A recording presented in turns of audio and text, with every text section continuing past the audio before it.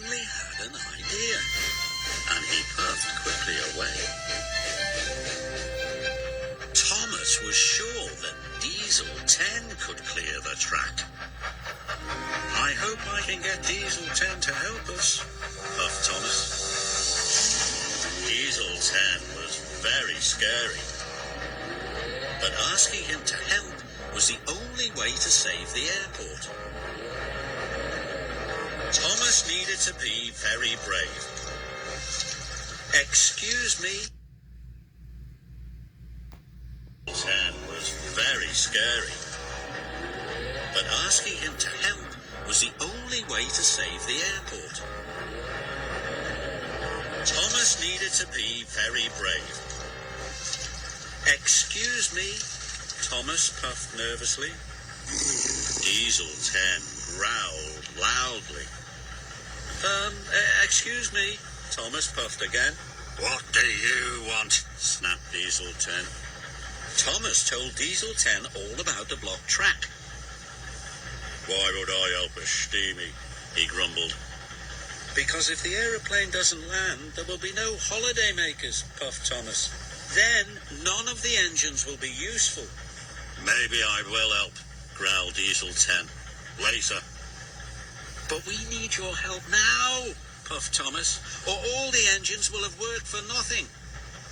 "You'll be the most useful engine of all," Thomas added. "All right," snarled Diesel 10. "I'll help." Thomas was glad he'd asked Diesel 10. Thomas was glad he'd asked Diesel 10. Diesel 10 was grumpy. Like all engines, he still wanted to be useful. The workmen had mended the runway. "We need George the steamroller quickly," the foreman cried. "The runway is still too bumpy." Thomas and Diesel 10 were puffing as fast as they could. "Where's that scaredy steamy?" grumbled Harry. "Puffed away after he messed things up," muttered Bert. But then Thomas arrived. "Thomas," gasped Mavis. "And he's with Diesel 10. Harry and Bert couldn't believe what they were seeing. Not so scaredy after all," puffed Percy. Before long, Diesel 10 was busy clearing wreckage into the waiting trucks.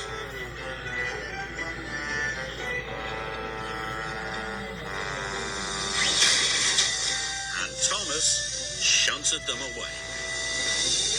"I never thought I'd see the day," said Bert. "Thomas and Diesel 10 working together while grind my gears," said Harry. "Working together while grind my gears," said Harry. Diesel 10 was working very hard. "If we all help, the aeroplane might still be able to come," said Percy. So all of the engines joined in. They had to work quickly.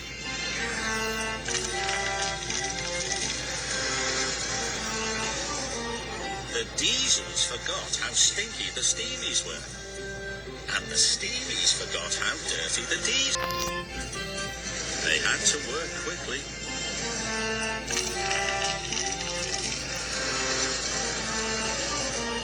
The diesels forgot how stinky the steamies were, and the steamies forgot how dirty the diesels were.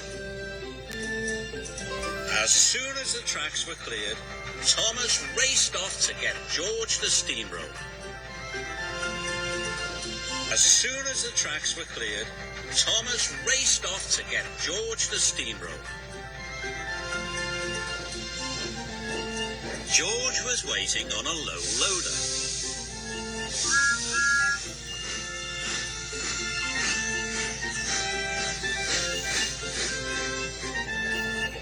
Thomas raced back as fast as he could. George smoothed the runway.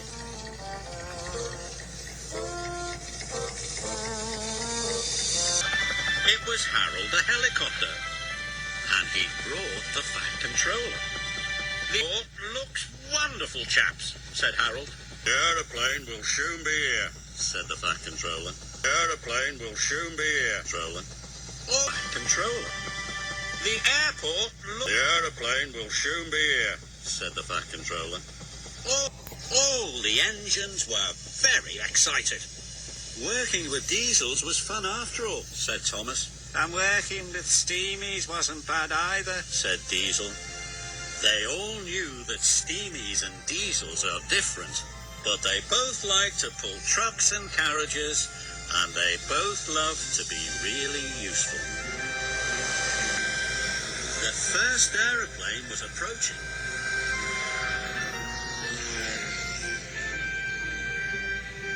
At last, the aeroplane landed.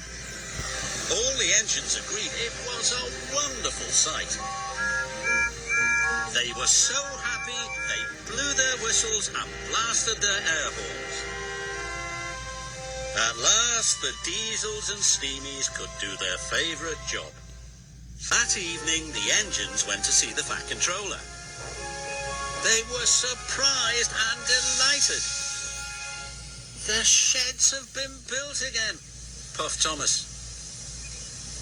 "They look beautiful," puffed Henry. "Better than ever before," puffed Edward. "I was just starting to like my tent," huffed Gordon. "And now you can all come home," the Fat Controller added. But Emily was sad. She liked sharing her shed now. She was going to miss Thomas. Then Percy noticed something. "There's an extra space," he cried. 1, 2, 3, 4, 5, 6, 7. "The other space is for Emily," said the Fat Controller. "The space is for Emily," said the Fat Controller. "From now on, she will stay at Tidmouth Sheds." Emily was delighted. That night, the engines talked about steamies, diesels and aeroplanes. And they all agreed that Tidmouth Sheds was the best place to be.